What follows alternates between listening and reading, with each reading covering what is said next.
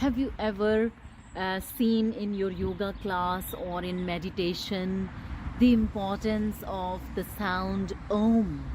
And have you ever wondered what is so special about this sound? This is only another three letters, or this is another sound. Namaste, my name is Aparna, and in today's video I'm going to talk about further elaboration on Ishvara, or who is God, or what is God.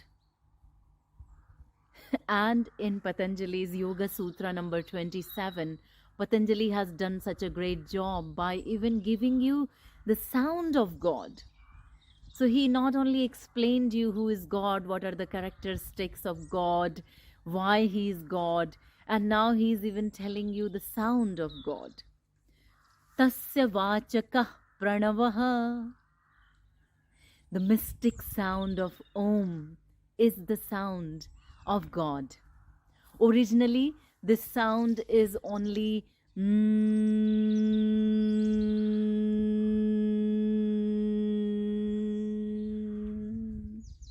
Try it with me. Just do for a second.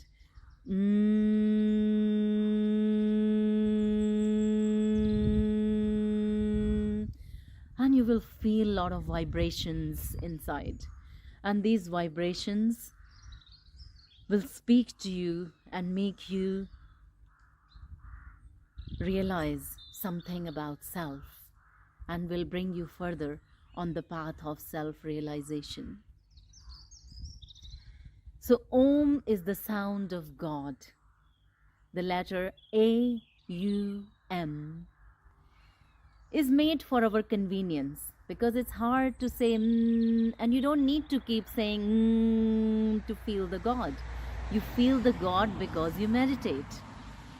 You feel the God because you live your life in love, in compassion, in friendliness.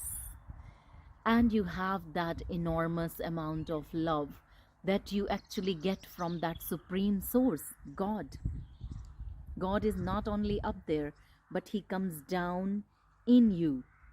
And he can only make connection with other people through you. So first you have to become that God by connecting with that supreme source, and then your godliness can spread to other people. And you can do that by understanding Patanjali's Yoga Sutra. So Tasya Vachaka Pranava, Yoga Sutra number 27, gives us the importance of sound Om. And why should we be doing chanting of Om?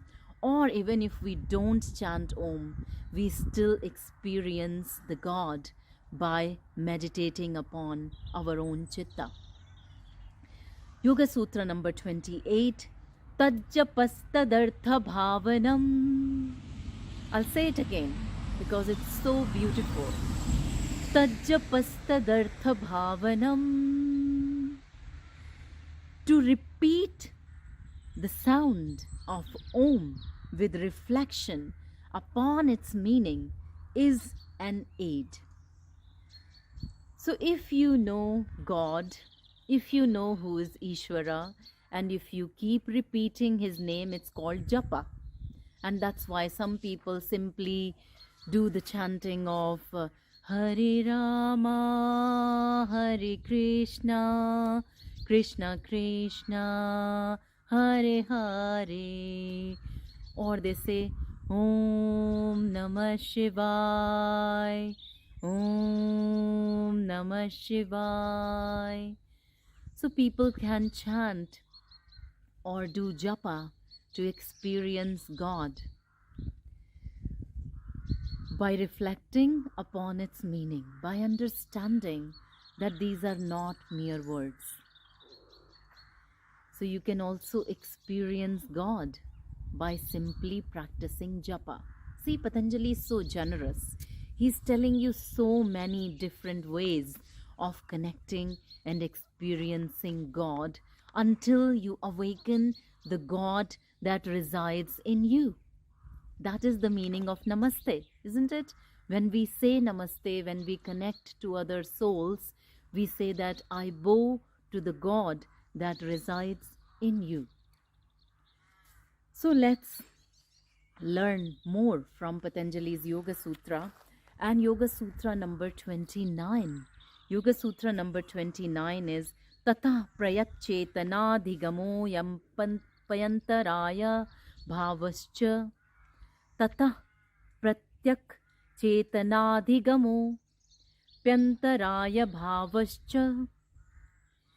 And if we practice all of those by chanting Om, by reflecting upon its meaning, then slowly and gradually, after a long practice, Dirgha Kala, Patanjali told you, Satu Dirgha Kala Nairantarya Satkara Sevito Dradabhumi.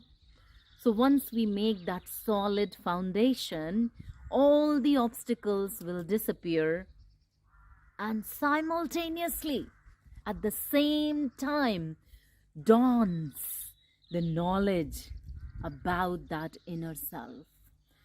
So all the obstacles will slowly disappear, and that knowledge about the self, that divine light, will appear from within.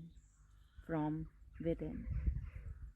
So keep practicing yoga, keep doing daily meditation, and I will bring more Patanjali's Yoga Sutra so that all the doubts about your yogic journey should disappear and you become that supreme source of knowledge by connecting to that supreme infinite wisdom of Ishvara or God.